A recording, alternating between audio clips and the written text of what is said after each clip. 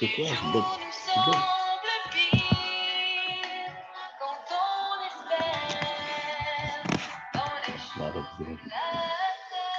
Shalom, shalom à vous, frères et sœurs bien-aimés, quel que soit où vous soyez.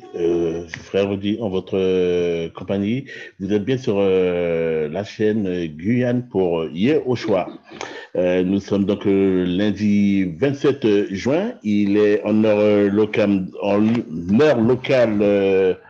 9h, 9h06.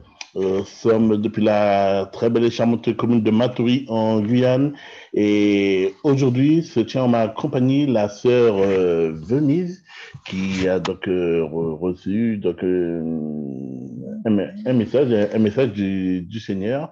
Ce message qui va donc nous parler de la famille, sur la famille selon notre Elohim. Donc, on va lui laisser, elle va prendre la parole, pour nous parler de ce message. Bonjour à tous, frères et sœurs de Guyane. C'est une joie pour moi de venir en votre présence par la grâce de Dieu. Famille de Guyane, bonjour. Je vais vous annoncer une bonne nouvelle.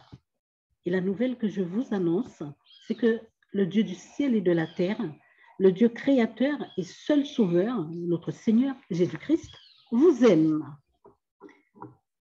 À ces paroles, je sais que les uns s'écrieront « c'est vrai ». Les autres lanceront « ah oui ». S'il nous aime, pourquoi rencontrons-nous toutes ces souffrances? Enfin, un grand nombre, certainement non négligeable, s'amusera d'entendre ceci. Arrêtez de croire en un Dieu qui n'existe pas, car c'était le cas. Car si c'était le cas, pourquoi nous laisse-t-il dans la galère? Mais oui, pourquoi n'intervient-il pas maintenant en notre faveur? C'est vrai, on serait tenté de se dire cela, notamment en cette période difficile que vit toute l'humanité, pas seulement la Guyane, toute l'humanité. Mais je vais vous dire que Dieu est amour. Je n'ai pas dit qu'en Dieu, il y a de l'amour. J'ai bien dit que Dieu est amour. Tout en lui est amour. En lui, il n'y a point de mal. J'y reviendrai. En Guyane, pour les plus âgés, je parle de ceux qui ont plus de 30 ans, peut-être 40 ans, la famille, elle vivait unie. Elle était unie. Les voisins vivaient comme en famille. Les enfants des uns étaient considérés comme les enfants des autres. Le respect existait à cette période-là. Oui, cela aujourd'hui a quasiment disparu. Mais souvenez-vous, famille de Guyane, la famille est la base de toute société. La famille, c'est la volonté de Dieu, car c'est lui qui a dit, il a dit à Noé, après la sortie de l'arche, il a dit à Noé, soyez féconds, multipliez et remplissez la terre. Genèse 9, 1. Noé est sorti de l'arche en compagnie de sa femme, ses 3 fils et les femmes de ses fils. Toute la terre avait péri à ce moment-là. Donc, il ne restait que 8 personnes sur la terre. Et Dieu leur a ordonné, c'est un ordre, soyez féconds, multipliez et remplissez la terre. Donc, Dieu aime les hommes. Dieu ne veut pas qu'ils périssent, mais Dieu veut que la terre soit remplie.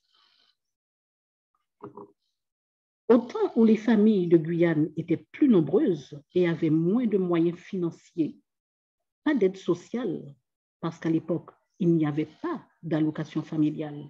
Et plus tard, quand il y en a eu, ce n'était pas comme maintenant, c'était au prorata du temps travaillé. Si vous aviez travaillé 15 jours, vous en aviez pour 15 jours et c'était peu. Et les familles étaient nombreuses, je vous le rappelle.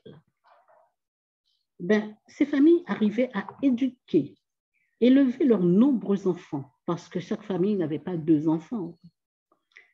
Personne ne mourait de faim et le respect des personnes dépositaires de l'autorité et des cheveux blancs existait. Oui, les enfants respectaient non seulement leur famille, mais ils respectaient les voisins, ils respectaient les personnes qu'ils ne connaissaient pas.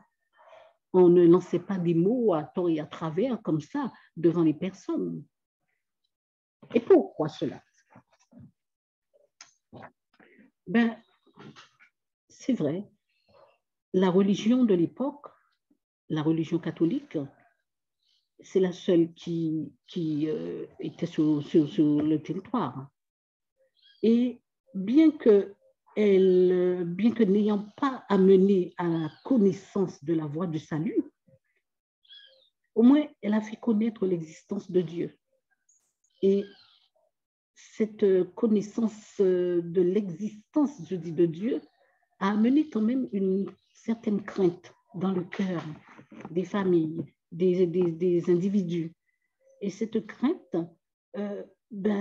faisait que les parents enseignaient leurs enfants à obéir, à respecter le bien d'autrui, respecter les personnes, respecter la vie. Aujourd'hui, toutes ces choses ont quasiment disparu, quoi qu'on dise.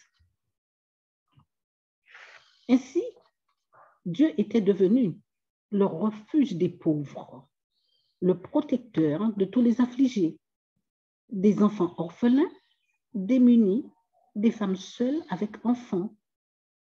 Et celui qui criait à Dieu était entendu, bien que ne connaissant pas le Dieu véritable. Parce qu'aujourd'hui, la connaissance a augmenté. Mais bien que ne connaissant pas à l'époque le Dieu véritable, mais quand le malheureux criait à Dieu, Dieu entendait et il répondait. Parce que les mamans qui étaient seules avec leurs enfants, qui n'avaient pas de travail, parce que le travail, il n'y en avait pas partout, hein. Les mamans n'avaient pas d'autre solution que de crier, de se tourner vers celui en qui elles espéraient, bon Dieu. Et c'est alors que la nourriture ne manquait pas. Et il y en avait pour toute la progéniture.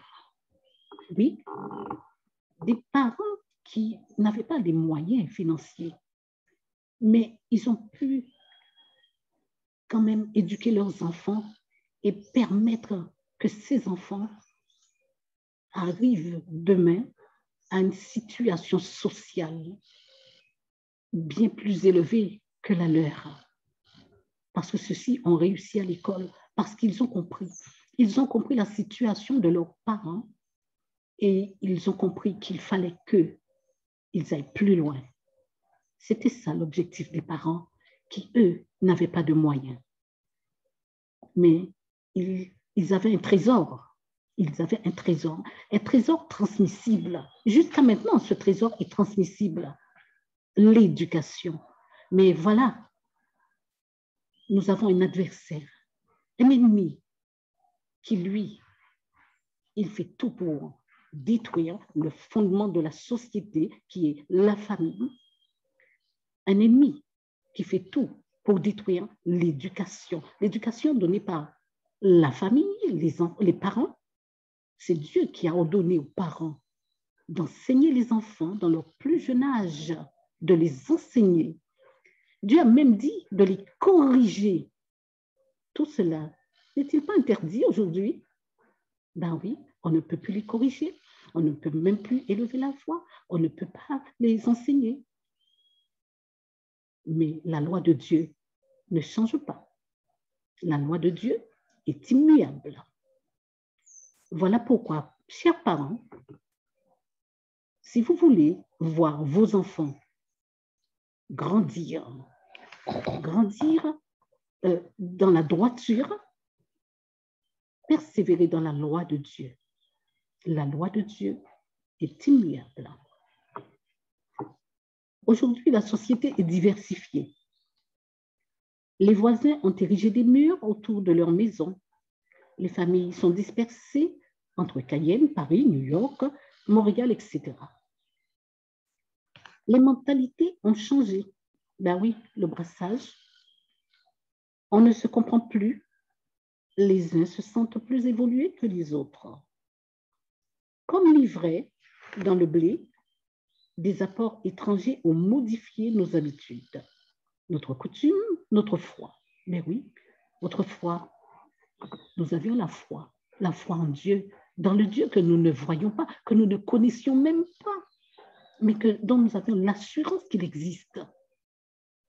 Nous allions crier à ses pieds. Nous avions la foi. Et nos yeux voyaient sa grâce envers nous. Mais aujourd'hui, nous avons tellement évolué. Nous avons fait des études et nous sommes tellement fiers de nous que nous ne sommes plus appuyés sur Dieu. Nous nous sommes appuyés sur les apports étrangers. Tout ce qui nous vient d'ailleurs, nous trouvons tellement bien. Et voici, notre mentalité même a changé. Nous nous amusons de Dieu comme les autres. Nous nous moquons de Dieu. Nous trouvons que c'est pour les faibles. Nous ne voulons pas nous confier en Dieu pour obtenir notre nourriture. Mais non, et je le comprends. Nous avons nos cartes bleues, nous avons des chéquiers, plus trop, mais bon. Nous avons des découvertes à la banque. Nous avons des crédits, en veux-tu, en voilà. Pourquoi s'appuyer sur Dieu? Il faut s'agenouiller. Il faut demander. Alors qu'il est tellement plus facile de s'endetter. Il est tellement plus facile. Et même pour nos jeunes gens, les adolescents, les jeunes adultes qui ont besoin d'argent parce que voilà, maintenant c'est devenu un besoin pour les plus jeunes. Là.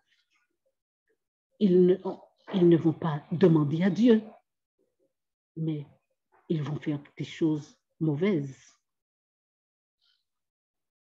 Nous avons tellement changé et nous avons pris de la distance avec Dieu, notre Père.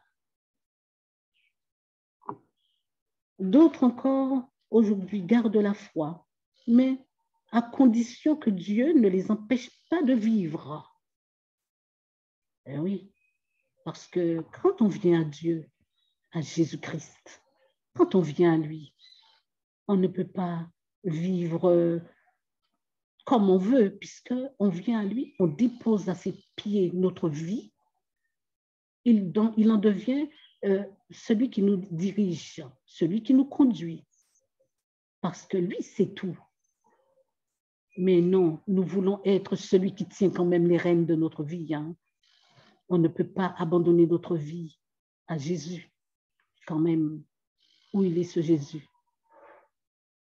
Pourtant, il est là. Il est en tout lieu. Mais nous ne sommes pas enseignés. Nous savons que Dieu est partout, nous le disons, mais nous ne le croyons pas vraiment. Il est partout, mais il est surtout en nous quand nous le recevons, quand nous acceptons de lui donner notre vie, nous l'acceptons comme Seigneur de notre vie et Sauveur personnel. Oui.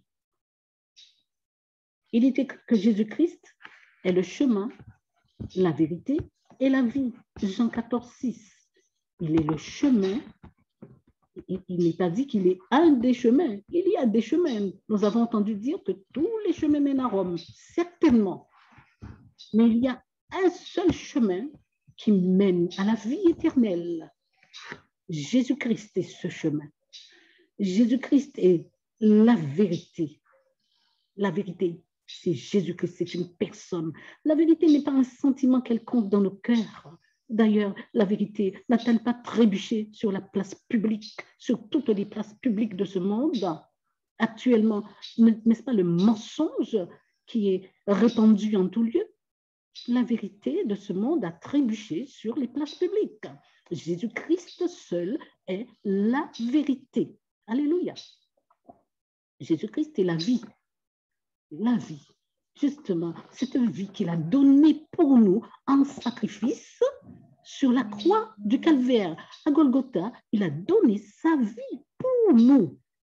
Nous, autant où nous étions pécheurs, des impies. Il a donné sa vie pour nous. Qui aurait fait cela? Auriez-vous donné votre vie pour Hitler, par exemple? Auriez-vous fait cela? À la limite, vous auriez donné votre vie pour un de vos enfants, mais pour un voyou, un vagabond, enfin, quelqu'un de méchant, de pervers. L'auriez-vous fait? Lui, il l'a fait, parce que nous étions bien des impies. Et il a donné sa vie pour nous, afin que nous soyons sauvés. De croix. De croix veut-il nous sauver? C'est ce que vous dites. Mais de la condamnation à venir. Oui, parce qu'il y aura un jugement. Assurément, assurément, il y aura un jugement. Et tout homme viendra en jugement devant Dieu, qu'il le veuille, qu'il ne veuille pas, qu'il le croie ou qu'il ne croie pas. Ça, c'est pas là la question. On peut croire, ne pas croire, ce n'est vraiment pas un problème. Tout homme viendra en jugement. Il l'a dit et cela se fera. Autrefois, le pays était paisible. Aujourd'hui, constatons une dégradation indéniable et bel et bien là. Ce qui est la fondation de toutes nos sociétés, comme je vous l'ai dit, la famille, est particulièrement touchée. Qui peut le contredire? Nous connaissions autrefois des familles qui vivaient dans l'unité, dans l'amour, dans la paix, dans la joie. Ben oui, les familles se réunissaient ensemble et puis mangeaient ensemble, ils chantaient, ils s'amusaient ensemble. Mais vous avez bien remarqué que même dans les familles aujourd'hui, nous trouvons des divisions. Celui-là, de toute façon, division probablement pas forcément des familles fâchées, mais serait-ce que le fait que celui-là vive ici en Guyane, l'autre va partir dans un autre pays étranger plus loin, ben voilà, donc cela cause déjà une division, oui, de par la séparation géographique. Ensuite, on peut le constater aussi, même si les familles sont ici même, ben, chacun va habiter chez lui. Et puis, nous avons le téléphone, nous avons les messages, les messages sur les réseaux sociaux, etc. Ah ben, c'est tellement plus facile de se parler comme cela que, bon, on ne se déplace plus forcément pour aller voir sa famille. Ben oui, il y a tout ça. Si on veut aller à l'extrême, alors on va prendre le cas des familles qui se déchirent lors d'un décès. Pour les héritiers, ont du mal à s'entendre, ils ne s'entendent pas. Voilà, ça c'est l'extrême. Mais voilà, c'est un triste constat. La famille est bel et bien touchée. Nous savons que les parents sont les garants de l'éducation des enfants que Dieu leur a confiés. Proverbe 22, 26, vous pourrez chercher, vous pourrez lire Proverbe 22, 26. Si un enfant tourne mal, qui est responsable? Les enseignants? La police? Qui est responsable? Comme je l'ai dit tout à l'heure, les parents sont les garants de l'éducation des enfants que Dieu leur a confiés. Dieu a confié des enfants à des parents. Et ceux-ci sont responsables de ces enfants devant Dieu. Tant que les enfants sont sous leur toit, ils sont sous leur responsabilité. Voilà. Donc, pour tout cela, parents, réfléchissez. Mais je vous invite à revenir à la source, revenir à la base, revenir à Dieu, tout simplement, à sa parole. Parce que nous avons tout dans la parole de Dieu. Nous avons tout dans la parole de Dieu. Comment éduquer nos enfants? Comment nous comporter dans notre famille? Il nous a tout dit, tout laissé. Nous n'avons pas besoin d'aller chercher ailleurs. Nous avons tout dans la parole de Dieu. Et la Bible, qui est la parole de Dieu, n'est pas en décalage avec le temps, bien qu'on le dise. Mais je vous assure que Dieu n'est pas démodé. Et oui, Dieu n'est pas démodé. Dieu, il est de toute éternité. Il est de toute éternité. Il ne change pas. Notre société était bâtie autrefois sur les 10 paroles de Dieu. Les 10 paroles, les 10 commandements.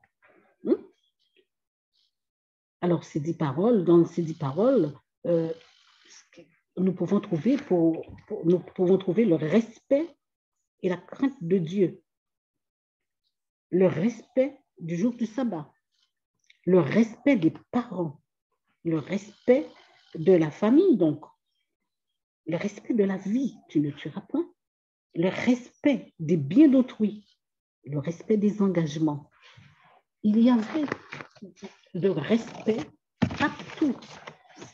Partout, les hommes devaient apprendre à aimer Dieu, avoir la crainte de Dieu, premièrement, aimer le prochain. Et quand on aime le prochain, on a tout ce respect, respect de la vie, respect des biens d'autrui, etc., etc. Et c'était ça le fondement même de la société. La famille est bâtie dessus. Ben oui. Et nous savons que le fondement est Jésus, Jésus-Christ.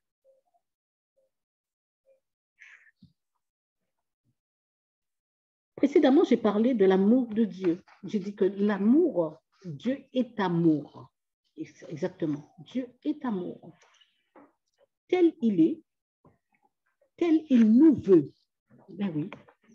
Il aime en tout temps. Il aime sans condition. Et il veut que nous parvenions à cet amour-là. C'est compliqué, c'est difficile pour nous tous, c'est vrai. Aimer, nous aimons ceux qui nous aiment, mais ceux qui ne nous aiment pas, ceux que nous ne connaissons pas, pour quelle raison allons-nous les aimer? Mais parce que Dieu l'a dit, et parce que Dieu est la vérité, ne l'oublions pas, il sait que cela est bon pour nous. Parce qu'effectivement, quand on n'aime pas, nous allons tout droit à la destruction. Réfléchissons. Cependant, nous avançons dans le temps. Et plus que nous avançons dans le temps, plus que nous voyons que l'amour du plus grand nombre se refroidit. Cela a été annoncé dans Matthieu 24, 12. L'amour du plus grand nombre se refroidira. Dans une même maison, nous pouvons déjà le constater. Que constatons-nous? La mère est contre la fille est contre sa mère, le père est contre le fils est contre son père, etc., etc. Personne ne peut le nier. Aujourd'hui, nous en sommes là. Luc 12, 53. Luc 12, 53. Dans notre pays, nous ne sommes pas épargnés. Les familles sont divisées, je vous le rappelle. Et tout cela, bien souvent, et ces divisions les plus terribles sont causées par l'amour de l'argent. Oui, de ce qui périt, parce que l'argent va périr. Comment échapper à la puissance destructive des ténèbres? Jésus-Christ, notre Dieu et Sauveur, est notre protecteur. Si vous ne connaissez pas le Dieu véritable qui vous aime, comment tiendrez-vous? Comment tiendrez-vous? Parce que maintenant, tout œil commence à voir, on va dire, tout œil commence à voir que les ténèbres recouvrent de plus en plus la terre. Même ceux qui n'aiment pas Dieu, même ceux qui sont contre lui, ceux qui ne veulent rien savoir de lui, ils voient et ils le reconnaissent. Dans l'intimité de votre chambre, approchez-vous de lui. Ouvrez-lui votre cœur. Dites-lui vos doutes, vos cœurs. Confiez-lui votre famille. Soyez sincères avec Dieu. Si vous ne voulez pas de lui, dites-le lui. Mais si vous voulez aller plus loin avec lui, dites-le lui. Si vous voulez, Dieu peut tout entendre. C'est lui qui vous a fait. C'est lui qui vous a fait. Il vous connaît. Et sa volonté, c'est vraiment de vous sauver. C'est de vous sauver. Car Jésus-Christ n'est pas venu pour nous perdre, mais pour nous sauver. Pour nous sauver. Il vous aime, même quand vous ne l'aimez pas, même quand vous le rejetez. Il vous aime. Il aime tous les hommes, aussi terrible que ça puisse paraître, aussi dur que ça puisse être à entendre. Jésus aime tous les hommes, même celui qui a fait le pire, la pire des choses, le pervers. Je n'ose dire les choses, mais Jésus-Christ l'aime, mais il lui offre une solution pour être délivré, pour être sauvé. C'est lui-même en passant par la repentance. Alléluia. Ouvrez votre cœur à Jésus et faites la paix avec lui. Donnez-lui votre cœur. Confiez-lui votre famille. Dieu qui est fidèle en toutes choses se révélera à vous, car il ne rejette personne. Il vous guidera, vous conduira dans toute la vérité par son esprit, l'esprit de vérité. Il prendra soin de vous à travers toutes vos difficultés, car le chemin de la foi en Jésus-Christ est un chemin difficile. Je ne suis pas là pour vous raconter des histoires. Venez à Jésus et vous aurez de grands biens. Venez à Jésus et vous serez bénis. Ce sont des fables. Vous serez bénis, en effet, mais pas de bénédiction matérielle, etc. Il nous donne tout ce dont nous avons besoin, mais il a donné sa vie pour que nous ayons la vie éternelle. Ne l'oublions pas. Jésus-Christ n'est pas venu donner sa vie pour que nous ayons de grands biens sur la terre. Ça, ce sont des choses qu'on peut recevoir par-dessus. Il sait nos besoins, il sait de quoi nous avons besoin sur la terre. Maintenant, si vous vous êtes approché de Dieu et qu'il s'est approché de vous, ayez de l'assurance que ses promesses sont vraies. Sanctifiez-vous et soyez en paix avec tous. Aimons-nous les uns les autres, car l'amour est de Dieu. Alléluia. Nous vivons des temps d'angoisse. Les ténèbres se répandent de plus en plus sur la terre. Père, Mère de Guyane, reviens au Dieu vivant qui pour toi a donné sa vie en sacrifice. Souviens-toi, il a donné sa vie en sacrifice afin que tu sois sauvé et afin que tu sois heureux. Car malgré les difficultés, malgré les temps d'angoisse, malgré les souffrances, tu peux être heureux en Jésus-Christ. Viens à lui tel que tu es. Fais-lui confiance afin que tu reçoives le renouvellement de ton intelligence pour connaître le Seigneur Jésus-Christ. Les enfants sont rebelles à leurs parents et de plus en plus, nous les voyons dans les rues et même les enfants des écoles maternelles sont déjà rebelles. Des parents n'arrivent pas à corriger leurs tout petits, je dis bien. Ils ont besoin d'un coach. Les adolescents cherchent de l'argent et tombent dans la violence, le transport des produits illicites et finissent en prison. Les parents, vous n'êtes pas à mettre sur le banc des accusés. Pas loin de moi cette pensée. Et vous avez besoin du soutien de notre Seigneur Jésus-Christ, car lui seul est le Dieu de toute délivrance. Confiez-vous en lui, criez à lui, élevez vos voix, élevez votre âme vers lui. Il viendra à votre secours, car il est le seul secours dans les moments de détresse. C'est lui qui délivre, c'est lui qui secourt. Il vous fera voir sa gloire dans vos familles.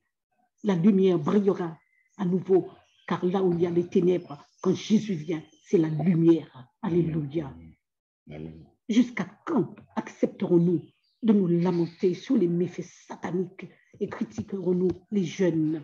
Oui, parce que nous, dans le pays, nous passons notre temps à critiquer les jeunes que nous voyons dans les rues, que ce soit les jeunes filles dénudées, que ce soit les jeunes garçons dans les rues à faire du n'importe quoi. Nous les critiquons. Nous avons la parole facile pour critiquer, pour juger.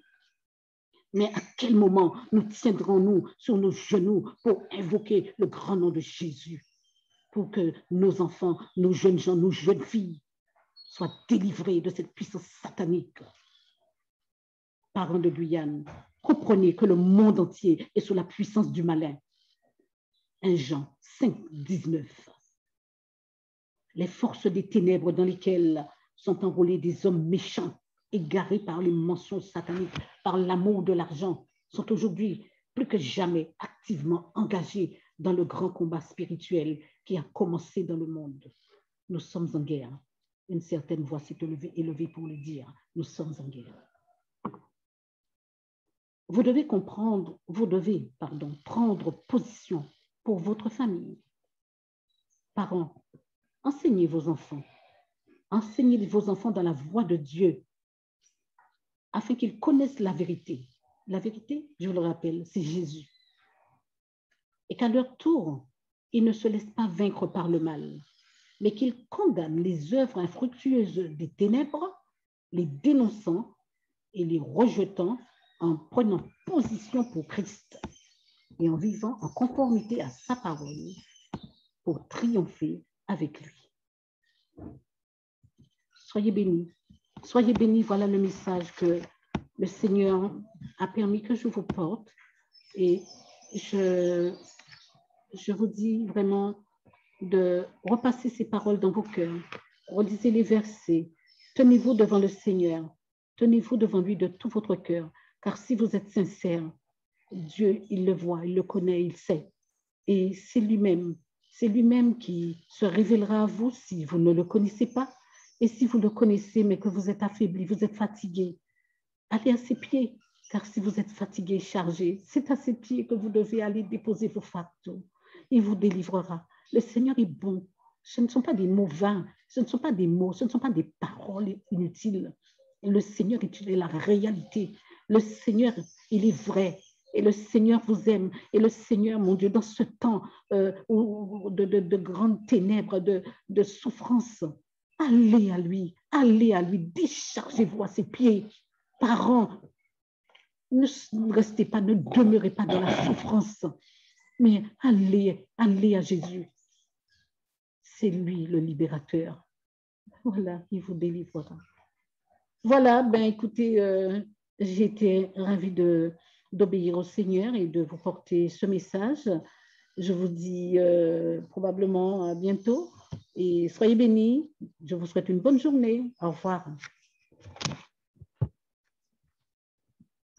Merci à vous tous qui étaient donc bien connectés sur Guyane pour Yehoshua. Moi, j'ai juste mis ce dernier verset qui résume vraiment la pensée du Seigneur sur la famille. Le Seigneur, il aime la famille. Il a créé l'homme, premièrement, et à partir de l'homme, il a créé la femme. Il a endormi l'homme puisqu'il a vu que l'homme était seul. On voit cela dans Genèse 1. Et donc, il a endormi l'homme et de l'homme, il a pris sa côte. Il a pris une côte et il a donc créé la femme. Et il est dit dans Genèse que la femme est l'appui, est un appui pour l'homme. Donc, ils sont appelés à se compléter. Et ensemble, il est dit qu'ils deviennent une seule chair. Et de cette chair, il va donc en découdre des enfants. Et dans Éphésiens 6, voici ce que le Seigneur dit au sujet de la famille. Enfants, obéissez à vos parents dans le Seigneur, car cela est juste. Là, le Seigneur a bien dit, il dit bien aux enfants qu'il est juste d'obéir à ses parents. Verset 2, Voici ce que le Seigneur nous dit. Et on retrouve déjà cette parole dans la loi de Moshe. C'est le Seigneur qui a donné ces paroles à Moshe afin qu'elles figurent dans la loi mosaïque. Honore ton père et ta mère, c'est le premier commandement avec une promesse, afin que tout aille bien pour toi et que tu vives longtemps sur la terre. Donc, toi, jeune homme, toi, jeune fille, quand tu honores, honorer, c'est quoi? C'est agir avec amour, c'est respecter tes parents. Le Seigneur te conseille, j'ai même envie de dire qu'il est en train de t'ordonner d'honorer ton père, d'honorer ta mère. C'est le premier commandement, la parole nous dit, avec une promesse. Et on voit bien que quand tu honores tes parents, eh bien, il y a une récompense à la clé. C'est quoi cette récompense? Eh bien, ne t'attends pas à recevoir de l'argent, ne t'attends pas à recevoir un bien matériel. Non, ça ne vient pas du Seigneur. Ce n'est pas le message qu'on veut passer. Nous, on veut vraiment parler de Yehoshua HaMashiach, celui qui est allé sur la croix, celui qui a donné sa vie pour toi. Oui. Ne t'attends pas à un bien matériel, à recevoir de l'argent. La récompense que le Seigneur te donnera, c'est le salut, c'est la vie éternelle.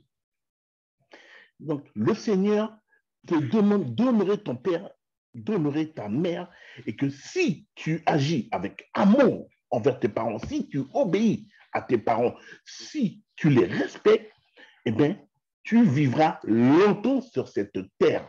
Donc, ta vie sera prolongée. Et si tu ne respectes pas ce commandement, eh bien, elle peut être retranchée. Donc, eh oui, tes jours peuvent être retranchés. C'est peut-être, c'est certainement pour ça que nous voyons énormément de jeunes qui perdent leur vie. Souvent, on entend, ah oui, un tel a eu des accidents. Moi, j'ai eu énormément de camarades qui ont perdu la vie, des camarades qui étaient beaucoup plus jeunes que moi. Les frères de mes camarades ont perdu leur vie. On s'est posé la question, mais pourquoi? Mais tout simplement, et si on prend le temps de regarder comment cette jeunesse vit, il n'y a plus de respect, il n'y a plus d'amour. À mon époque, si tu te permettais de manquer de respect à une plus grande personne que toi, je peux avant même que tu sois rentré chez toi, les parents étaient déjà au courant et tu savais déjà ce qui t'attendait. Déjà, la grande personne à qui tu manquais de respect, elle avait le droit de te donner une correction. Voilà, c'est ce mot-là que je cherchais. Elle avait le droit de te donner une correction. Ensuite, quand tu rentres, les parents sont au courant, et bien, tu as une deuxième correction. Aujourd'hui, tu ne peux plus parler à cette jeunesse. Si jamais, à leur goût, tu as eu un regard déplacé, oh, mais c'est la Troisième Guerre mondiale. Revenons aux bases. La base, c'est quoi? C'est Yehoshua. Yehoshua est la vie. Comme la sœur l'a dit, elle a énuméré ce passage dans la parole que tout chrétien devrait connaître, Jean 14, 6. On va le reprendre. Oh, la parole du Seigneur est trop belle. Elle est tellement puissante. Oh Seigneur, gloire à ton Saint-Nom. Yehoshua dit, moi, je suis le chemin, la vérité et la vie. Tu veux vivre? Ne cherche pas 36 000 chemins. Quand tu habites à Makoya et tu veux te rendre à Cayenne, tu n'as qu'à passer par le pont du Larivo. En quelques minutes, tu es sur Cayenne. Mais tu as également la possibilité de passer par Montsinéry, Todegron, passer par Amatouri, passer par Rimé-Manjoli pour arriver également à Cayenne. Mais pourquoi faire autant de détours pour arriver à Cayenne? Eh bien, c'est pareil. Tu peux prendre tous les chemins que tu veux, mais j'ai une bonne, peut-être même une mauvaise nouvelle pour toi, en pensant qu'en prenant des petits chemins, que tu vas réussir à fuir, au bout de ce chemin, Yehoshua t'attend. Que ça soit pour être béni, pour la vie, ou pour aller dans la GN. Parce que oui, Il est le seul qui a le droit d'envoyer dans l'ADN, tout comme il peut te faire en sorte que tu seras à sa droite si tu as vécu selon sa parole. Si tu as persévéré, si tu as vécu dans la sanctification et que tu as persévéré, si au bout du compte tu as été vainqueur. Amen. Yehoshua est la parole de vie. Il est le seul qui détient les paroles de la vie. Yehoshua dit, je suis le pain de vie. Il est cette lumière, la lumière qui est venue pour éclairer le monde. Le monde n'a pas voulu de Yehoshua. Et encore aujourd'hui, on le voit, les hommes sont hostiles à entendre, à écouter la parole de Yehoshua. Or, la vie, c'est Yehoshua. Reviens. Le Seigneur te demande, le Seigneur te parle. C'est à toi qu'il est en train de parler. Il te dit, reviens à moi. Reviens à ma parole. Ma parole est cette source d'eau de vie, c'est la source d'eau de vie. Il dit que celui qui boira de cette eau ne voudra plus boire aucune autre eau. Confie-toi en Yehoshua. Appuie-toi sur lui. Yehoshua est ta force. Yehoshua est tout ce dont nous avons besoin dans notre vie. Confions-nous en Yehoshua. Confions-nous en lui. Amen, amen, amen. Nous vous remercions. Nous remercions tous ceux qui étaient donc connectés. Espérons que le message de la sœur Venise a su donc vous toucher. Enfin, je vais répondre. Espérons que le message que le Seigneur a pu donner à la sœur Venise et qu'elle a pu apporter dans le nom de Yehoshua aurait pu vous toucher et que ça va travailler, vous faire, si ça peut permettre que vous remettiez en question, et sachez qu'il n'est jamais trop tard. Tant que vous avez ce souffle de vie, vous pouvez donner votre vie en Yehoshua. J'ai cette pensée là qui me vient. Si jamais vous avez besoin de prière, je vais vous donner notre adresse mail et à ce moment-là, donc vous pouvez donc rentrer en contact avec nous et on priera pour vous. On priera pour vous. Car c'est vraiment pour vous, et d'autant plus tous ceux qui ont besoin. Si vous avez besoin, si vous recherchez le Seigneur, si vous avez soif, eh bien, le Seigneur nous a donné gratuitement. Donc, donnons également gratuitement. Ne faisons pas de ceux qui ont reçu gratuitement et pour faire payer. Non, ce n'est pas le message du Seigneur. Ce n'est pas le message de Yehoshua, cela. Le Seigneur nous a donné gratuitement, donnons gratuitement. Donc, si jamais vous voulez, donc, vous avez besoin de prière, eh bien, vous pouvez nous contacter par mail. On le mettra, on mettra donc notre adresse mail également dans les commentaires. C'est guyanepouryehoshua@gmail.com. guyanepouryehoshua@gmail.com. Frères et sœurs, passez une excellente journée en Yehoshua HaMashiach et on se dit à bientôt. Soyez tous bénis, quel que soit là où vous êtes, que le Seigneur puisse vous fortifier et que vous puissiez marcher au Seigneur, avec le Seigneur. N'oubliez pas, Yehoshua HaMashiach, il vous aime. Quel que soit ce que vous avez passé, quel que soit ce que tu peux vivre en ce moment, le Seigneur, il t'aime. Le Seigneur est avec toi. Ne l'oublie jamais. Soyez bénis, frères et sœurs. Passez une excellente journée. Amen. Shalom, shalom.